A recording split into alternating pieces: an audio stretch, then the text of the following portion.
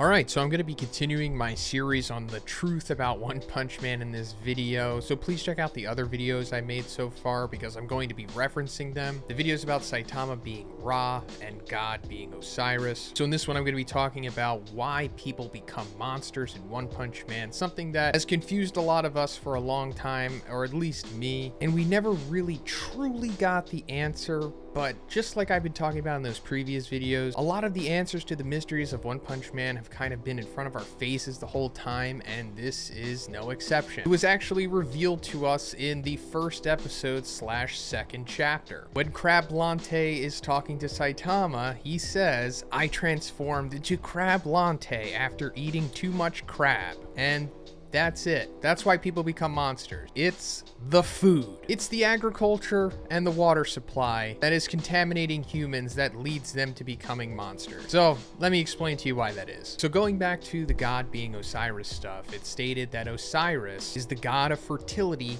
agriculture, the afterlife, the dead, resurrection, life, and vegetation in ancient Egyptian religion. So that right there is the big correlation between God being responsible for agriculture and water in general, and that is what leads to, as Dr. Zhoniin says in chapter 86, cellular abnormalities and spontaneous mutation. And then going further into that exposition, he says, there are many cases of living things other than human beings turning into monsters due to environmental pollution and other triggers. So aside from that, just let me show you this smoking gun real quick, which is one like straight up telling us that this is the case. So in the redraw for chapter 115, when we see Orochi looking at the sacrifice prophecy mural, we see like these hieroglyphics of these people giving their offerings to God, and then we see the prophesized Orochi, which is kind of just like the apex sacrificial monster, which will eventually lead to God's resurrection on Earth. But if we look closely at this, we see them giving God livestock and water, as well as like babies. And this isn't exclusively meant to represent they are sacrificing these things to God. It's more so them giving God these things so that he can infect them, which leads to controlling the masses and turning them more into monsters,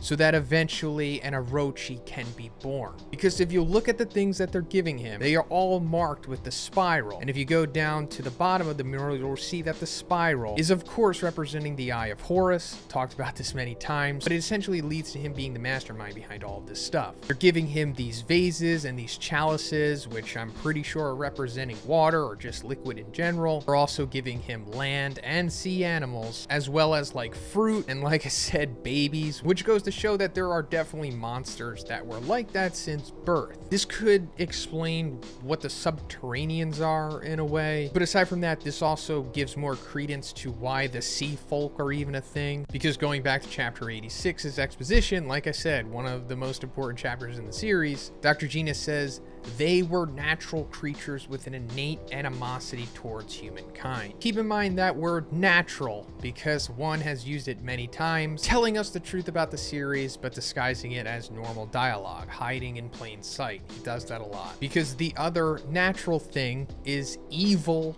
natural water. That is like the truth of things. I mean, of course, it was always like a meme and we always laughed at it because it is kind of funny, because that also plays into one's writing style, but it's telling us that the water is evil.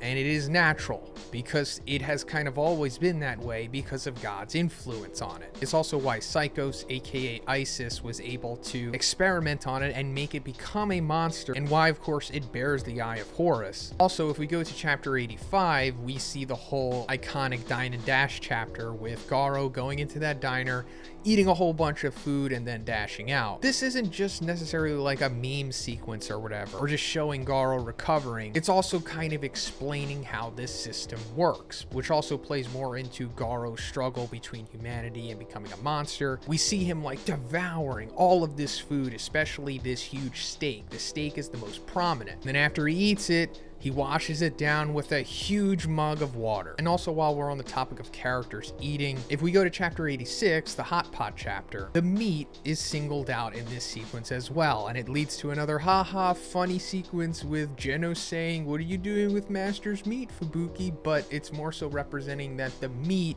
is basically poison. And speaking of Master's meat, You can do this research yourself, because if you go through the series, you will see that Saitama, who is, like I said, Ra, never willingly eats meat or obtains it himself. It's always vegetables and stuff or other monsters that you see him eat, but he never by himself is able to get meat. Obviously there's many factors and variables that go into it, and there's a lot of supplementary scenes in the anime, not so much in the manga. But if Saitama ever obtains meat, it is because someone else gave it to him. And this of course represents the offerings to Ra, which is a big part of the mythology. Even when Saitama is explaining how he removed his limiter to Carnage Kabuto, aka Kepri, he says also eat 3 meals a day. Even just a banana will do for breakfast. Now let's go to the webcomic with chapter 119, another super important chapter. But as I've talked about this many times, My Mask explains the history of the One Punch Man world to Saitama, and he says a long time ago Earth had many nations. They fought against each other for land and resources through countless world wars. Population decreased until humans began prioritizing the preservation of future generations, unified the languages, and established a world government. This was the first era of change. So all of these wars were large in part because of God's influence. And this of course goes back to the myth of Osiris and how Osiris's body parts were replicated and passed around the world, or at least Egypt. Like I also said, one's character God here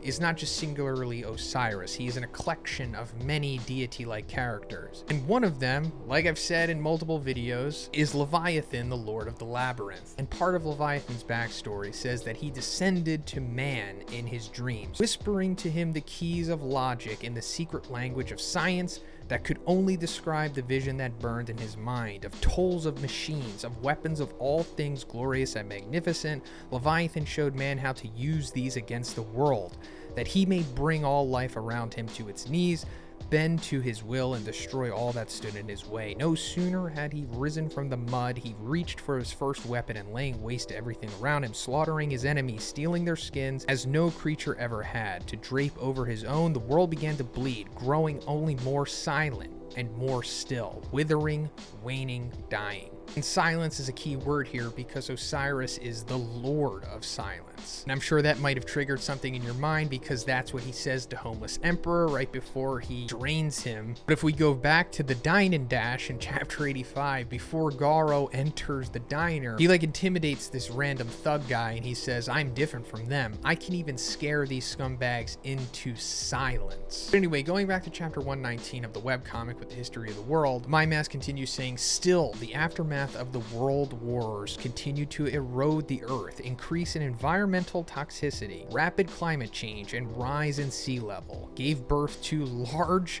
number of harmful life forms, forcing humanity to abandon much of the landmass, migrating and reestablishing themselves in the middle of the supercontinent. After the second era of change, the only remaining nation once again began to prosper." And then going further, he also says humans are also called constant environmental beings, meaning we are special species that can even control the environment. And then right here we see Adam and Eve symbology, and I talked about this in my previous God video about how we also see that in chapter 130, but also the Tree of Life, about how that's explaining how all of this stuff started. It's not a coincidence, it's all coming from one. It's all kind of telling us the same story. And also all the population coming together and migrating to this supercontinent is obviously a great way to have everybody all consuming the same food supply and the same water supply so that he can continue this inherent slow monstrification of all humans. And this is also why monster cells need to be eaten in order for you to become a monster, more one telling us what the actual truth is. But yeah, that's pretty much it for the video today, guys. If you liked it,